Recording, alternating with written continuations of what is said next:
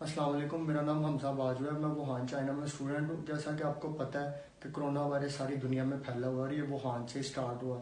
इधर भी 23 जनवरी को पहला लॉकडाउन स्टार्ट हुआ और आज 26 मार्च अभी तक हम लॉकडाउन में हैं। लेकिन एक अच्छी खबर है कि हमें गवर्नमेंट की तरफ से नोटिफिकेशन मिला है कि 8 अप्रैल को वुहान खुल रहा है। उसकी वजह यह है कि पिछले एक वीक में कोई नया केस रजिस्टर नहीं हुआ। ये मेरा वीडियो बनाने का मकसद ये है कि मैं अपने पाकिस्तानी लोगों को आगाही दे सकूं कि किस तरह कोरोना वायरस से बचा जाए, क्योंकि आपको पता है कि इससे अभी तक कोई इसकी प्रॉपर वैक्सीन नहीं बनी, इसका कोई इलाज नहीं है। इसका सिर्फ एक ही हल है कि आप लोग एहतियात करें। कि आपको पता है कि चाइना सुपर पावर है, इसे कंट्रोल करते करते 2 माह लग गए। इन्होंने वुहान जैसी 1.5 करोड़ आबादी को फुल लॉकडाउन कर दिया। अल्लाह ना करे अगर आप सोचें कि पाकिस्तान में ये वायरस चाइना की तरह फैल गया तो पाकिस्तान जैसे गरीब मुल्क का क्या हाल होगा।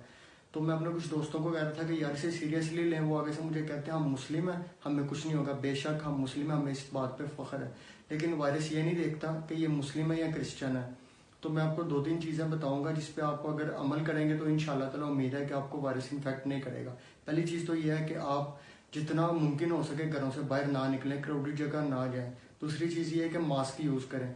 और तीसरी चीज़ ये है कि आप कुछ भी करने से पहले, खाने पीने से पहले या जब भी घर आते हैं तो अपने हाथ 20 सेकंड के लिए धोएं। और कुछ भी वो हाथ अगर आप नहीं धोते, गंदे हाथ, तो वो अपने मुंह को, अपने आंखों को या अपने होठों को टच ना करें।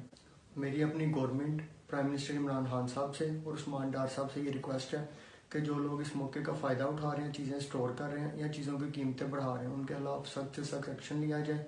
और हमें इस मौके पर अपने उन भाइयों का भी ख्याल रखना है जो चीज़ें अफोर्ड नहीं कर सकते। ये एक वायरस नहीं है, ये एक जंग है जो हमें सब भाइयों को मिल के लड़नी है।